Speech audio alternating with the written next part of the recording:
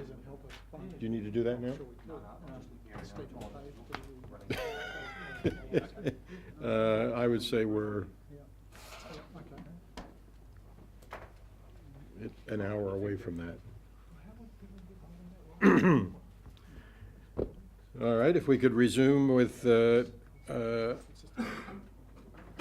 item 9, processing of water bottling resource consent applications. And this must be Ian's area. You're not doing the operational biosecurity operational plan. Oh, you've done it. Okay, great. Mr. Miller's just walked in. Saved by the bell, because I was thinking, crikey, that's Malcolm's paper, and he will run you through it. Thank you, Malcolm. Thank you, Mr. Chair. This is sort of just an update, but also sort of seeking some clarification on the back of the recommendation made by Council previously. Basically, that new applications should be publicly notified. So we have had inquiries from people since December, around water bottling, but no one's proceeded to apply for a consent to be able to obtain water for that purpose. But some of them are asking of them, sort of asked around the edges, sort of what might they be able to do, and that's opened up a few questions. So there's about four or five points I've got here. I thought I'd just put on the table and seek some direction from the council on. The first one is our own wording. And my thinking was basically people are applying for groundwater for water bottling, but we have had an inquiry from someone wanting to take spring water, so it would actually be a surface water take. So we just wanted to clarify that council wanted to capture every source of water, and that really leads to the need to change and just take out a reference to bore in the definition that we gave for water bottling. Would it help we just resolve these one at a time? Yes, that would be good. Mr. Chairman, I've got a question, Mr. Chairman. What would happen if someone came along with an application to take water with the intention of squirting some carbon dioxide into it? Would that still be required to be notified? My view of the instruction was if water is being taken and we had, for clarity, water bottling is defined as taking and using water for bottling in bottles, bladders or other containers for human consumption, where bore water makes up at least 90% of the content of the container. So we would have said 90% of the bore water. We said, this is the word I was going to suggest we remove bore. So where water makes up 90% of the content of the container. So if you're adding a flavour or a carbon dioxide additive, I would consider that that's basically the same purpose. So we would have treated that as water being taken for water bottling purposes. Okay. So if someone wants to set up a cordial plant, they'd get caught by this. We were trying to think of, say, the fruit processors who might be adding some water to their product, but as long as it wasn't so that the content was more than 90% water, then they wouldn't have been caught by it. So if they're taking water for beverage and adding to a beverage mix, they shouldn't actually get caught by this rule or provision. I mean, you know, where do we get to the point where we're sort of penalising or preventing legitimate industry? That's my question. It is new ground, councillor. So Sorry? it is new ground. So we haven't done this before, and the definition that Malcolm refers to is the definition that was drafted for the paper presented to you 6 months ago, Malcolm, I think it was. December. Recognising that, and I think we pointed out in that paper that there will be various scenarios that crop up that will test our position and understanding. And so we don't have all of the answers because it is new ground and we haven't done this before. But is it correct that at the moment we don't understand the water content by volume, let's say, of a a juice bottle that Avika produces over in Whakatu. It could be 90% water and 10% cranberries. We don't know. We haven't probably had to ask. So we don't know the sweep of that definition No. yet, do we? No. Could I ask a more question? Isn't it, wouldn't it be appropriate to say where the water take makes up 90% of the content? I mean, otherwise you could have arguments around a juicing plant where, you know, where it's all water, but the water's come from from fruit, not from out of the ground. Yeah, but you wouldn't need a consent for that. Eh? You wouldn't need a consent for that. Well, I'd hope not. Well, I just want to ask the same question as been put by interjection and by Alan. I think you need to do the 90% very carefully, because as I understand it, a lettuce is about 98% water. What the actual water content of an apple is, I would say it'd be probably close to 90%. So I think we need to have a slightly different definition. Well, So we want to check, we don't want any unintended consequences, is my So question. can I just ask, Chair, if we changed from bore to extracted, would that include spring water as well? Or taken, the water taken. Water taken? Yes. So maybe that would capture what we're intending here. Yes. Okay. That would satisfy the point I've raised. But mhm. perhaps you want to say where water taken. 87%. Hmm? Yeah, perhaps that is enough. Where water taken makes up at least 90%.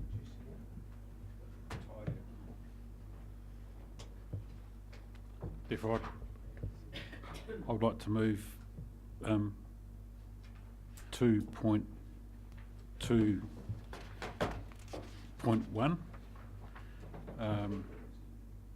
2.2.1 on page 23, because I assume that's what you're doing, He's looking Chair? at the recommendations, yeah. Yeah, the recommendation 2.2.1, removing the word bore and adding the word adding the word taken. Where water taken makes up. Where water taken makes up 90%.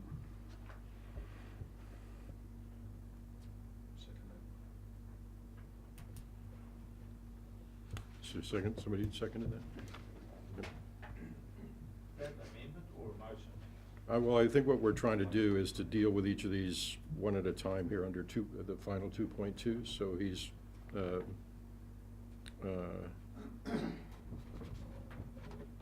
just clarified what 2.2.1 means, removing the word bore. Would it be more helpful, Chair, if the motion was moves the recommendations 1 to 2 with the amending 2.21 to remove the word bore and put in taken, and then we've got all complete. Otherwise, if it just moves 2.2.1, we then have to come back and do the rest. Okay. Sorry to be a nerd about these things, but I'll do whatever's required to make it easier for the process, Councillor Baker. I think that's the easiest way forward. So all that's happening is bore is being struck here. But that's a resolution Taken. that's already been passed. You can't do anything with that resolution. You have to do it with what's here. Yeah, we are. We're going to adopt a new So, resolution. yeah, so where are the changes there? So taking bore out, removing the word bore from the definition, Right. thereby including applications to take, And then, there's nothing to do with that. Sorry, I'm confused. That was the job. Hmm? I think he's doing a great job. The wording of 2.2.1, we have to remove the word bore from the definition of water bottling, inserting the word taken in the current definition that is found at 2.3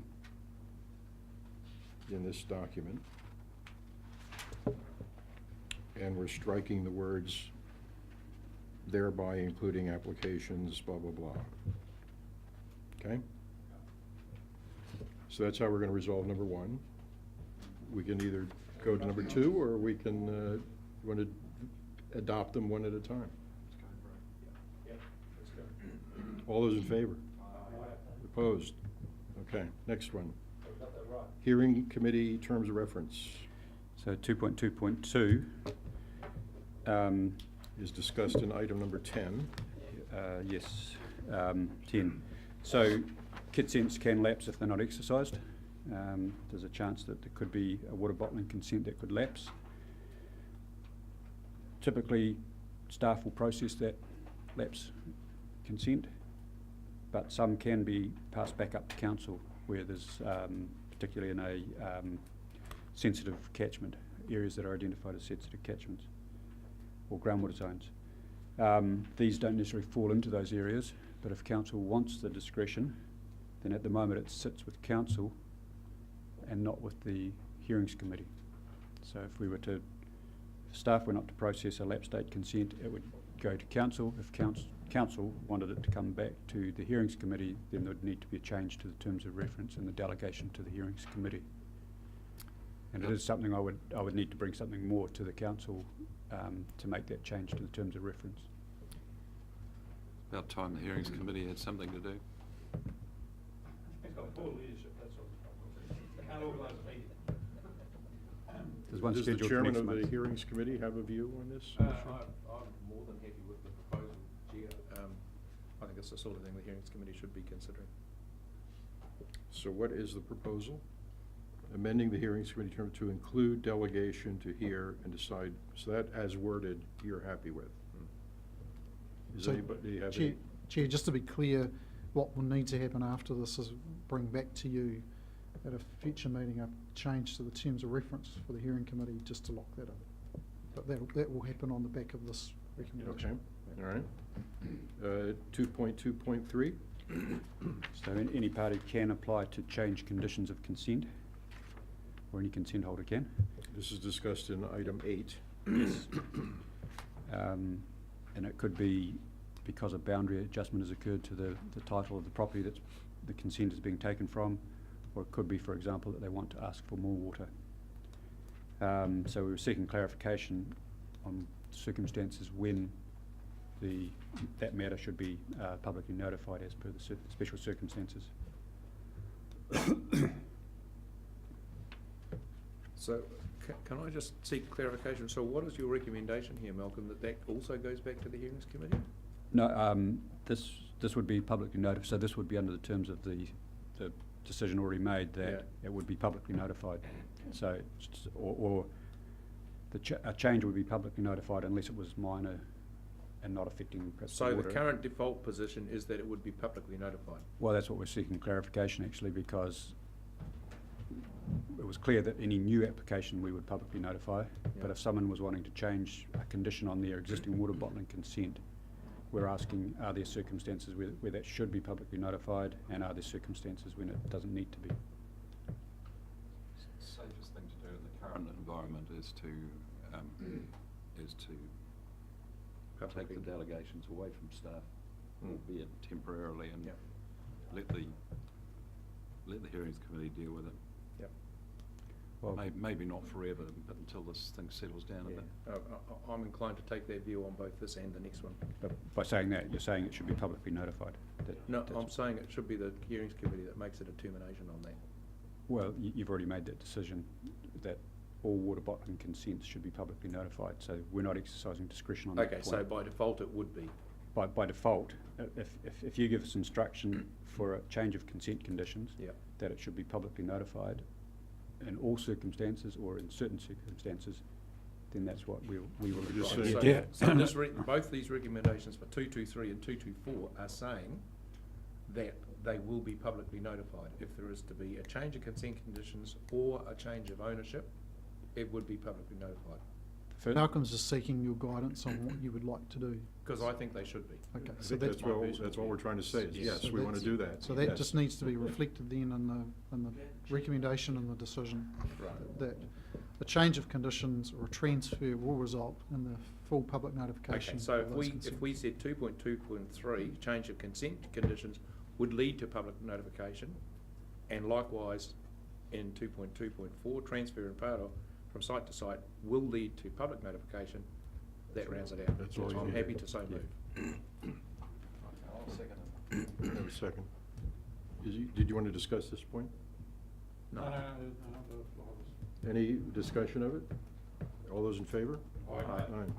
Okay, we're through. There's something that's sort of relevant to this, Lead to public notification on both of those. Both of those.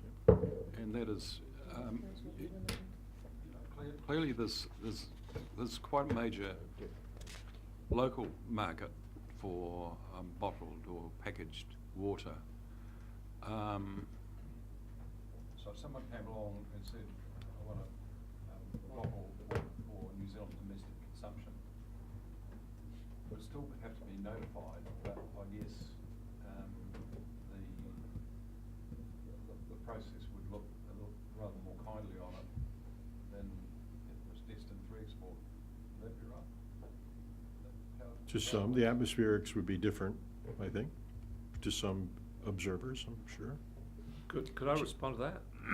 I think Peter might be better able to talk about this than me, but it might offend some WTO rules. Because part of the international trading arrangement is you're not entitled to have some more favourable regimes for domestic than you have for your trading partners. That's the nature of it. So I would just, before anybody said, yes, that you could treat them differently, I would need to do a check on that. So my comment about the atmospherics are that the atmospherics are one thing, but the RMA rules are another, and this has to be decided by due process under the RMA. So that's the process. I agree with that. I think we're concluded with this item.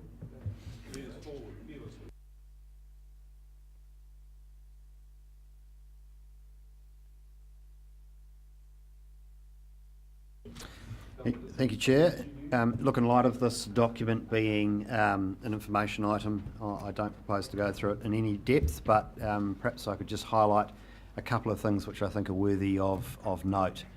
The first of which in relation to the biannual survey of perceptions of the environment. It's quite clear that there is a growing trend in the country of increasing interest and concern with environmental management. It appears that citizens are increasingly making themselves aware of information and knowledge and consider themselves increasingly better informed about environmental issues. It appears that concern about fresh water continues to grow and concerns about the impact of farming on fresh water continues to grow. It also appears that participation in environmental NGO activity, organisational activity and processes around environmental management continue to grow. So probably no surprises to anyone around this table, but that is very much evidenced by the survey.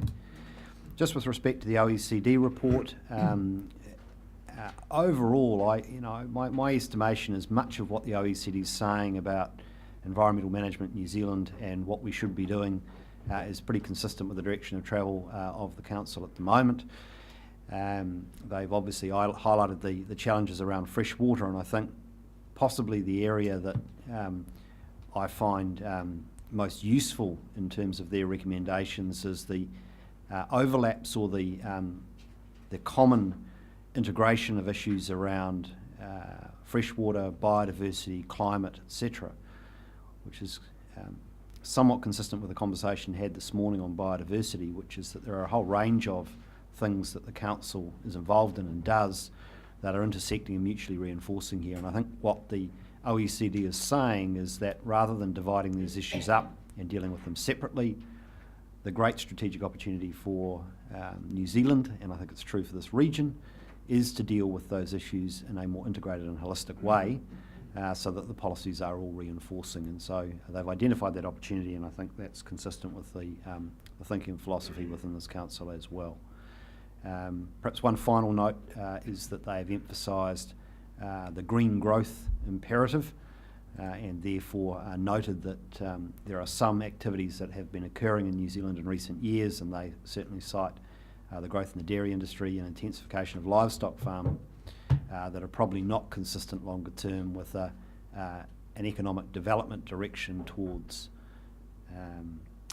more environmentally sustainable outcomes. So all in all, I think in terms of both of these pieces, the Council's current policy direction activities are pretty consistent with the direction of travel that is being recommended and expected.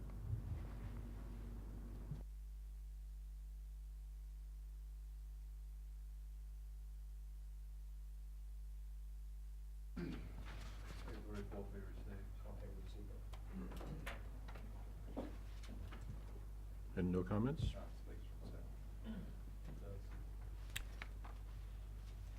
Anyone wish to comment? I will comment.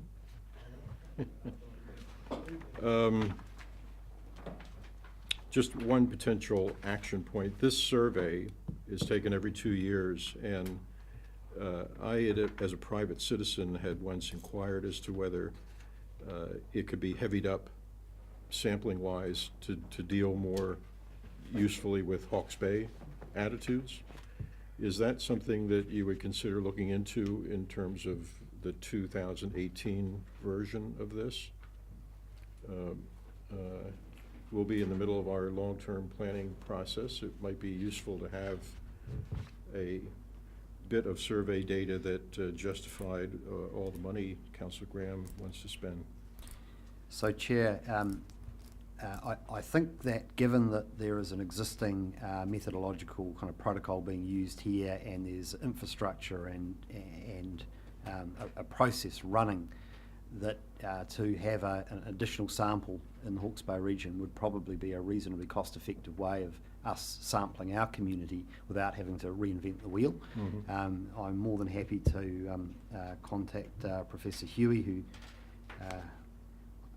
I know well and who leads this area, and see whether or not that's a possibility. I suspect that the response will be more than happy to do so if you're prepared to contribute some funding, but given that it may be a very cost-effective way of us doing it, it might be quite modest funding. So I'll make those inquiries and report back to the committee in due course.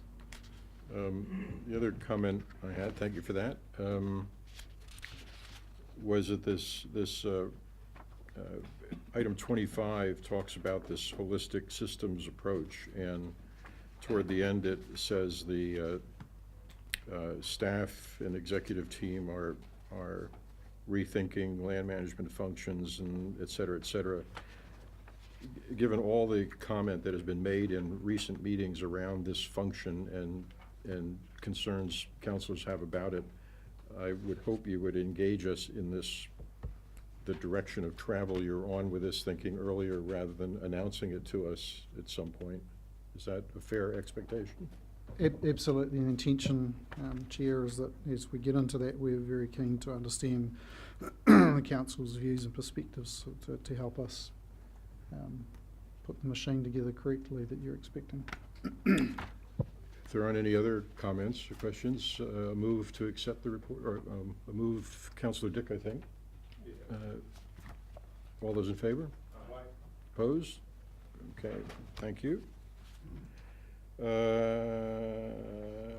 We did 11. We're now on to feedlots, item 12. So Mr. Miller's going to come up and lead you through this. I think Mr. Wright is also joining in the absence of Keith Peacock, who was a co-author, and Brendan Powell, who I did expect to see here but isn't. He is coming. Will be part of it. If Nathan Heath comes back, he'll be dragged back up the front as well. There's Nathan. He might. Oh no, here's Brendan. Right. Over to you guys. Thanks.